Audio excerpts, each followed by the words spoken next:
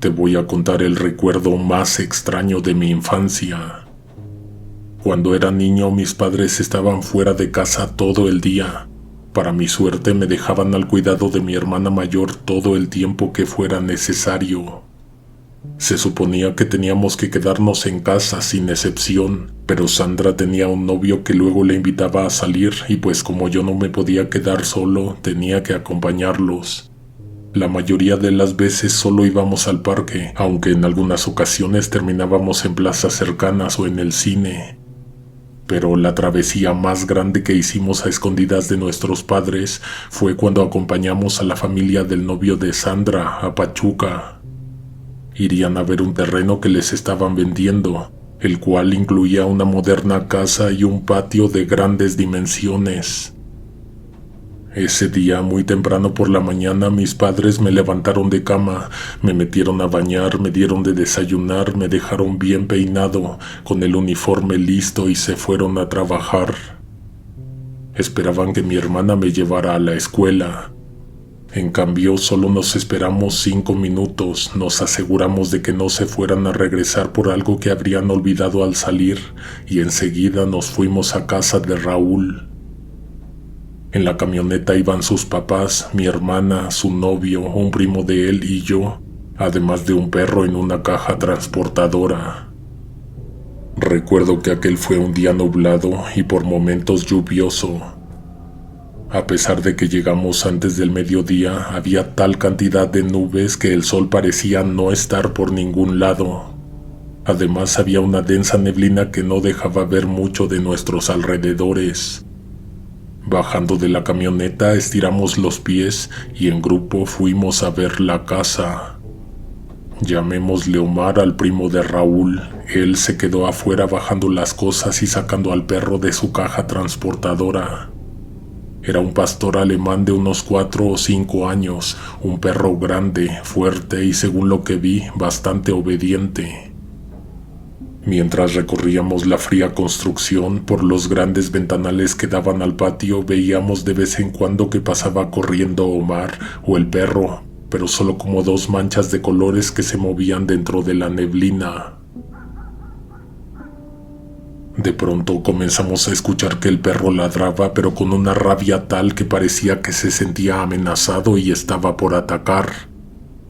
El animal tenía algún tipo de entrenamiento profesional, ya que los familiares de Raúl tenían un criadero, en donde además adiestraban perros para empresas de seguridad. El caso es que a mi hermana y a mí nos dejaron en la casa y ellos fueron a ver qué estaba pasando. Se ausentaron un largo rato en el que podíamos escuchar sus voces, pero no los veíamos. Estuvimos a la espera de saber qué estaba ocurriendo al fondo del terreno cuando regresó Raúl por Sandra y nos dijo que no íbamos a creer lo que acababan de encontrar. Al recordar lo que ese día había en el terreno, se me pone la piel de gallina. No te puedo explicar el sentimiento, pero quiero imaginar que sabes de qué estoy hablando. Vámonos por partes. Lo primero que sucedió fue que el perro andaba explorando el predio cuando llegó hasta el fondo. Omar lo veía ir y venir hasta que de pronto el animal no regresó. Después de un rato el primo de Raúl lo fue a buscar. Al principio el perro no hacía ruido. Según me explicaron, cuando el canino entrenado encuentra algo, se sienta a un lado para avisar del hallazgo. Seguramente era lo que estaba haciendo el perro, pero después algo debió haberlo alterado porque fue entonces que empezó a ladrar. Omar lo encontró erizado, pelando los colmillos, ladrando y gruñendo hacia la nada.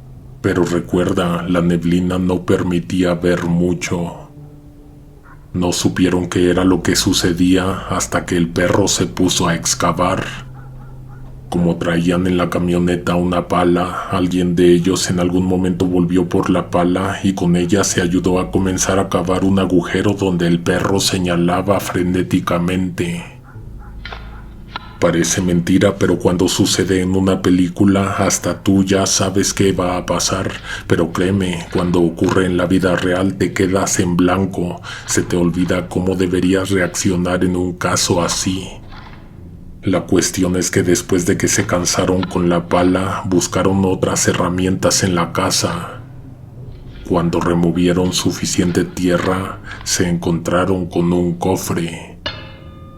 La cosa se hubiera terminado ahí de no ser porque el perro no paraba de ladrar. Los adultos pensaron lo mismo, pero no lo dijeron. Hicieron por levantar el cofre para ver si estaba lleno o estaba vacío, pero les fue imposible lograrlo. Era una caja de metal rodeada de cadenas oxidadas que se deshicieron al golpe del filo de la pala. ¿Por qué será que la gente piensa inmediatamente en un tesoro cuando encuentran algo enterrado? No pudieron sacar ese objeto fácilmente de la tierra, tuvieron que ayudarse entre todos. De hecho, fue ese el momento en que Raúl fue por Sandra para sumar fuerzas. Por la emoción y la euforia de aquellas personas, casi podía adivinar lo que todos estaban pensando. Monedas, joyas, piezas arqueológicas, lingotes de oro, manuscritos. Cuando colocaron el cofre sobre la superficie, cuando por fin todos, sudados, sin aliento y las manos llenas de tierra, se tomaron un descanso, se escuchó que algo se movió al interior de la caja. A pesar de esto, nadie imaginó lo que encontrarían dentro. Destruyeron con martillo y cincel la última protección, un grueso y viejo candado. La tapa del cofre tronó cuando se abrió, trozando las bisagras y dejándolas inservibles. Adentro había un cuerpo envuelto en una sábana podrida. Todos retrocedieron. Sandra incluso me tapó los ojos con una mano y la otra la colocó sobre mi boca y nariz como protegiéndome del pestilente olor que despedirían los restos. No era un baúl, era un féretro. El perro parecía que estaba viendo al diablo porque de pronto intercambiaba los gruñidos por chillidos de miedo. Lo que nadie esperaba ver fue que aquella figura envuelta en trapos ennegrecidos se moviera. Pero no solo se movió, se puso de pie, se enderezó. Ese fue el momento en que todos nos echamos a correr. Raúl tomó a Sandra de la mano, Sandra me abrazó fuerte. Los papás y el primo también retrocedieron, pero el perro se quedó. Por más que le gritaban para que no siguiera, el animal estaba vuelto loco. El miedo que sentíamos era otra clase de miedo, ya que por la neblina no podíamos ver nada, pero por lo que escuchábamos, solamente podíamos imaginar que ese alguien se encontraba cavando la tierra con una de las palas. El padre de Raúl estaba buscando un arma en la casa, pero lo único que encontró fue un pedazo de tubería. En un momento se escucharon nuevos golpes entre metal y metal, pala y cadenas, mazo, cincel y candado. Después de eso no hubo más que silencio. Para que ellos se acercaran, pues ni a la señora, ni a Sandra, ni a mí nos dejaron ya bajar de la camioneta. Se esperaron casi una hora después de que dejó de haber ruidos. Fueron a ver, pero ya no encontraron nada. En lugar de un agujero, había dos. En lugar de un féretro, quedaban dos, ambos vacíos, uno en la superficie y otro aún bajo tierra. Cerca de ellos quedaron las sábanas y los lazos podridos que envolvían los cuerpos. No había nada más que ver en ese predio y en esa casa. El papá de Raúl de inmediato empezó a poner candados para retirarnos, pero antes de subirse a la camioneta, tuvo la buena idea de regresar al final del predio y devolver todo a su lugar. Ese movimiento nos dejó otra hora en el vehículo esperando. Por suerte, cuando todo terminó, volvimos sanos y salvos a casa, pero en el camino nos fuimos callados, enmudecidos. Había muchas teorías rondando las cabezas de los presentes. Unas generaban más preguntas que otras. ¿Por qué estaban vivos esos cuerpos después de todo el tiempo que aparentemente habían estado bajo tierra? No te voy a decir que eran vampiros porque no les vimos la cara, pero seguramente eran algo muy parecido. Por obvias razones, la compraventa del terreno se suspendió.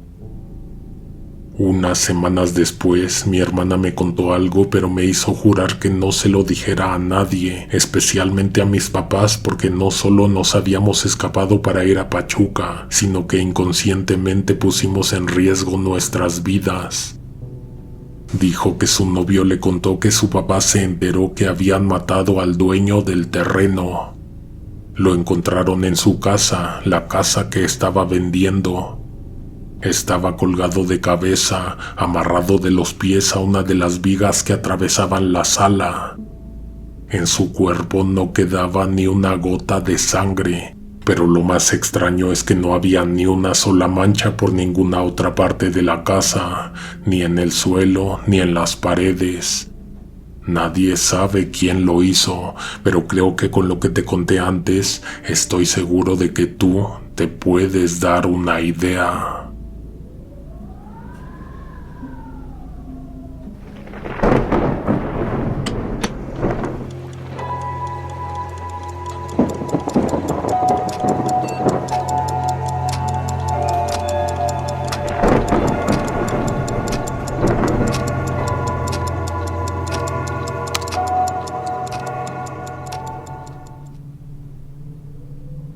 Dos. Mi cuñada es muy religiosa. Creció en un hogar católico, acudió toda su vida a colegios de monjas y en la actualidad ella es muy activa en su comunidad. Esto es importante en esta historia porque ella vivió algo que le hizo cuestionar ciertas ideas que le habían sido inculcadas. Sé que ella no me daría permiso de contar esto, por eso te pido que no menciones nuestros nombres. Hace como 6 años, Magdalena precisamente se había ido a un retiro con su congregación.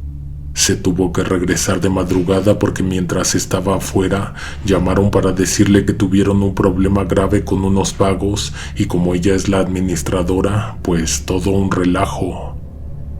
Lo bueno es que había un chofer en la quinta donde estaban haciendo el retiro, así que a la hora necesaria tomaron carretera para volver a la ciudad. Ella contó que estaba tratando de no quedarse dormida, pero como la tarde anterior se fueron de senderismo con un grupo y subieron un cerro, terminó muy cansada, por lo que en cuanto agarraron la pista quedó profundamente dormida en su asiento.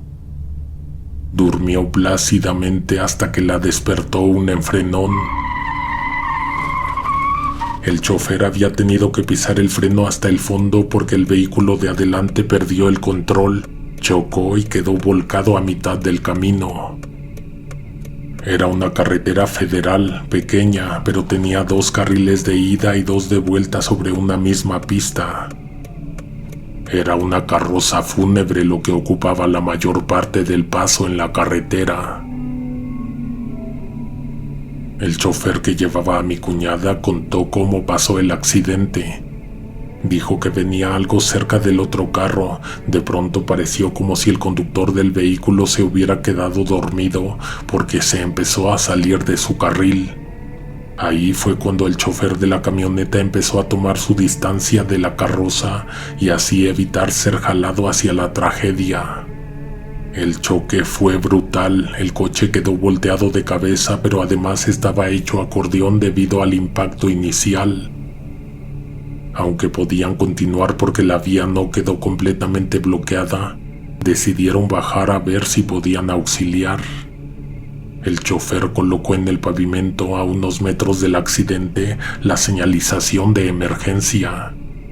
Un lado se veía bien iluminado por las luces de la camioneta, pero el otro lado, donde quedaron los cuerpos, estaba muy oscuro. Mi cuñada verificó que ambos cuerpos estaban sin vida. Sin embargo, uno había fallecido en el accidente porque todavía se sentía tibio, pero el otro venía embalsamado y seguramente se había salido del ataúd al momento de la volcadura. Lo que hizo después fue verificar si había alguien más en el vehículo, tal vez algún sobreviviente.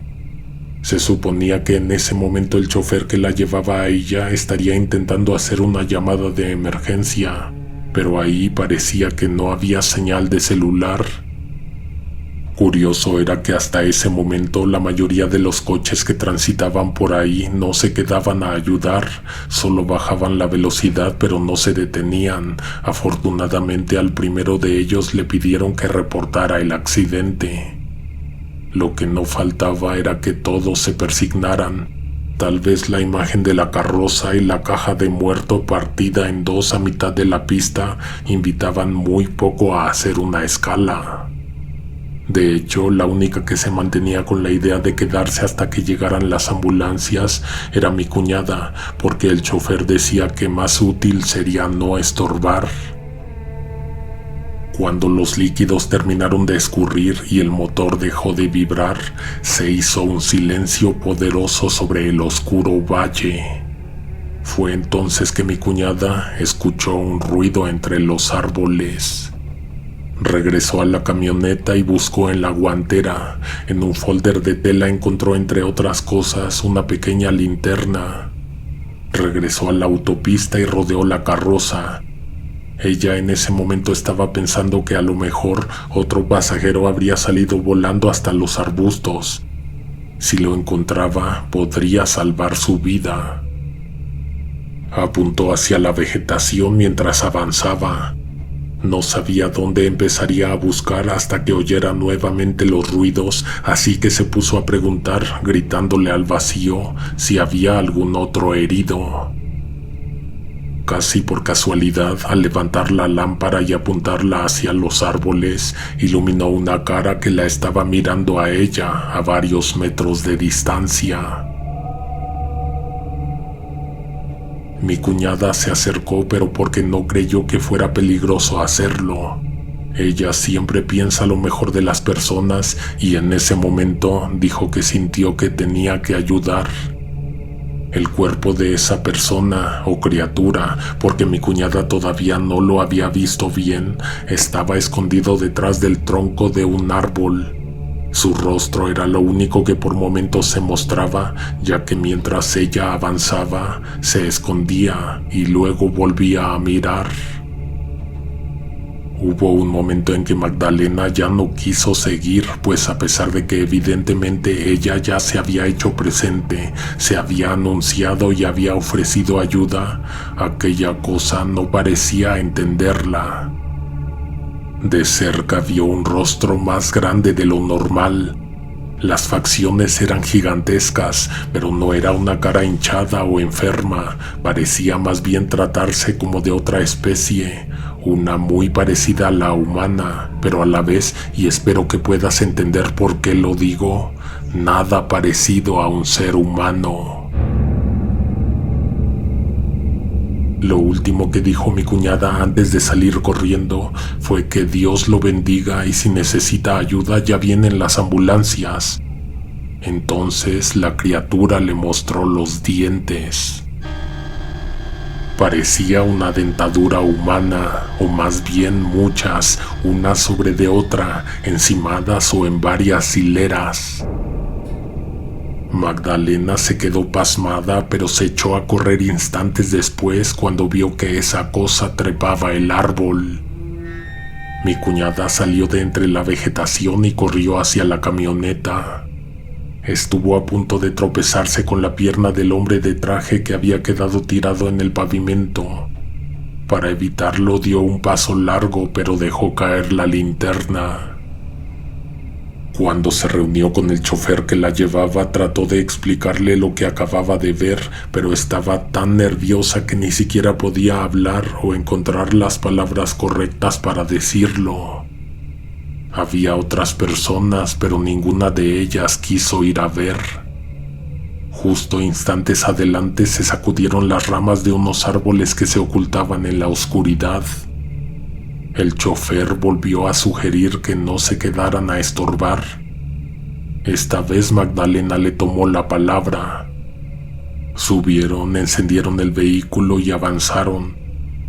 Cuando superaron la camioneta volcada, mi cuñada jura que la criatura que vio entre los árboles tenía la cara pegada al cuerpo del conductor de la carroza fúnebre. El chofer se detuvo para ver lo que sus ojos no daban crédito. Después de olfatear el cuerpo del hombre recién fallecido, esa cosa se acercó al que venía en el ataúd. Ni lo pensó demasiado, tomó el cuerpo de las piernas y lo arrastró hasta los arbustos en donde desapareció. Mi cuñada lloraba y se ahogaba en sollozos. Estaba en shock porque aparte intentaba decirle a su chofer que avanzara, pero no le salían las palabras de la boca y tampoco podía taparse los ojos o voltear a otro lado. Así que tuvo que observar. Esa criatura no parecía tener nada que ver con el choque. El impacto la habría mandado a llamar, tal vez el olor a sangre o a combustible. Lo raro es que a pesar de que había carne fresca, escogió la que estaba fría y llena de químicos para embalsamar. En lo personal creo que tendría que ser testigo de algo así para creerlo, por lo tanto, en cuanto nos lo contó, a mí me dio curiosidad investigar. Lamentablemente no he logrado encontrar la foto que le tomé al recorte, pero en un periódico de Morelos se publicó la nota de que en un accidente con una carroza fúnebre, el cuerpo que llevaban en el ataúd había desaparecido y nunca se encontró, a pesar de la intensiva búsqueda que se hizo en la zona.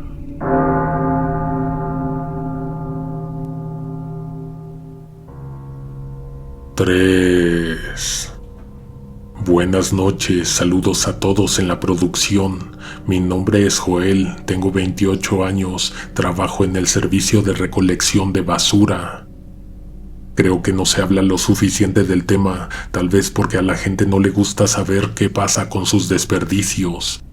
Pero es un hecho que en la basura puedes encontrar de todo, desde objetos valiosos hasta cosas que te harían cuestionar cómo está la humanidad de hoy en día. Una vez en una de las recolecciones que nos toca hacer de noche, ya habíamos recibido toda la basura de una parada cuando encendimos el brazo para compactar.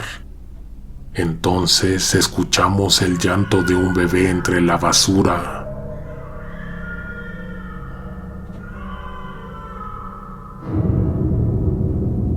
Una señora que caminaba cerca del camión gritó alarmada y exigió que detuviéramos el mecanismo. Lo hicimos mucho antes de que éste tocara siquiera la basura, pero pues la señora se puso muy intensa. Entiendo, la idea de que por error hubiéramos dejado que se compactara el bloque es un tanto macabra y estremecedora. Sin embargo, actuamos a tiempo. La verdad es que no entendí por qué se puso como se puso.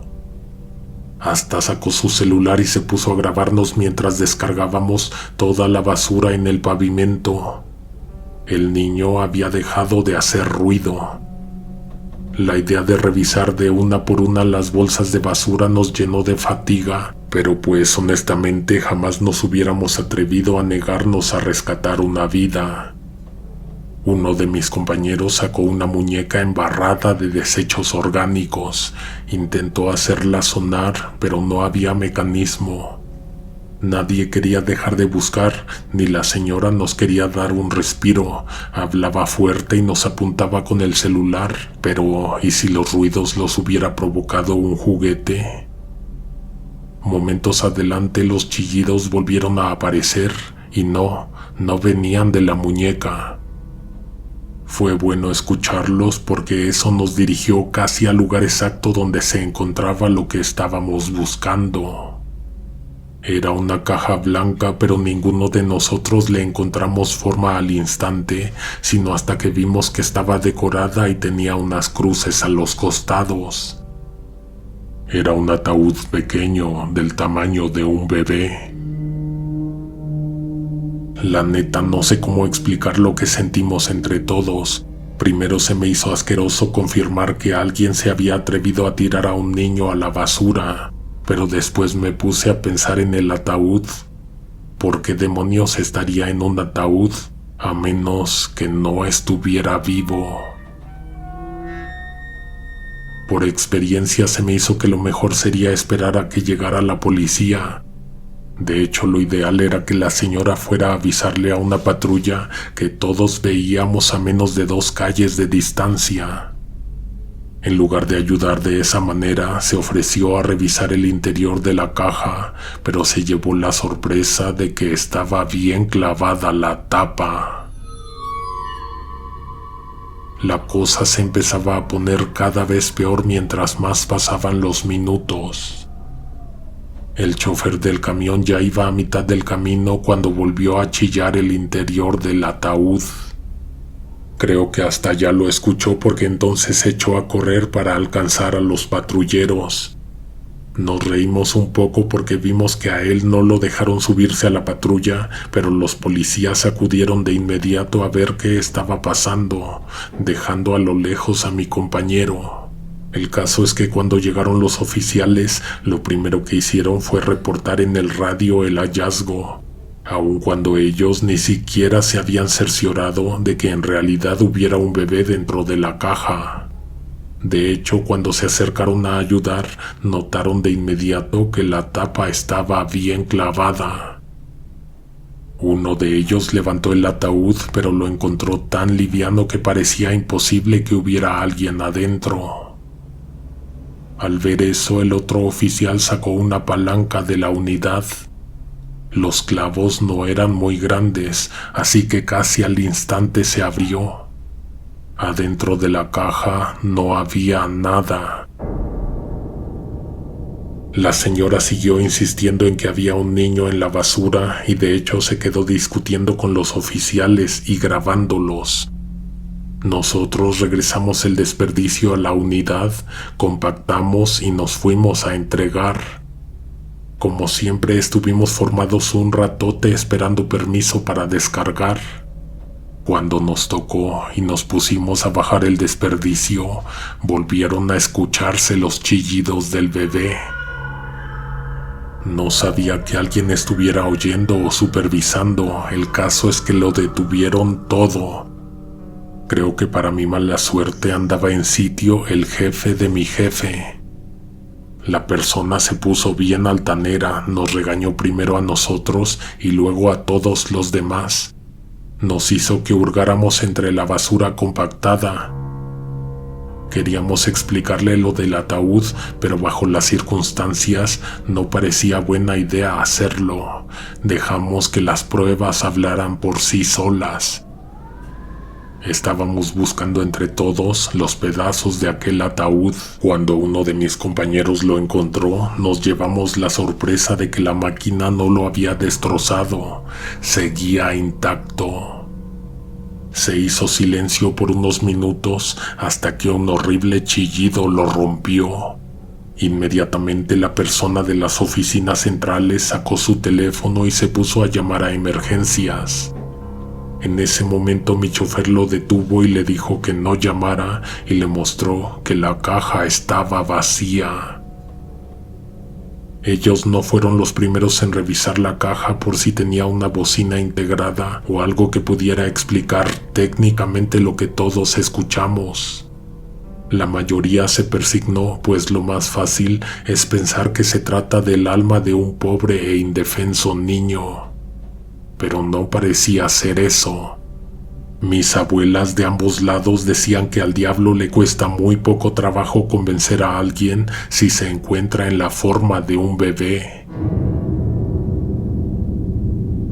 Cuando se fueron los jefes y nos dejaron a nosotros terminar la chamba, apartamos la caja para mandarla a incinerar. El tiempo en que ese ataúd estuvo dentro del depósito ocurrieron accidentes y la verdad es que los que están de planta en el tiradero no quisieron que les dejaran eso ahí por más tiempo. Tienen sus razones, las cuales por cierto están ligadas a historias que ojalá algún día te pueda compartir. El caso es que después nos enteramos que no llevaron el féretro a incinerar, lo limpiaron, le arreglaron unos detalles y lo vendieron a una funeraria pequeña que hay acá en la colonia. Recuerda el dicho, la basura de unos es el tesoro de otros.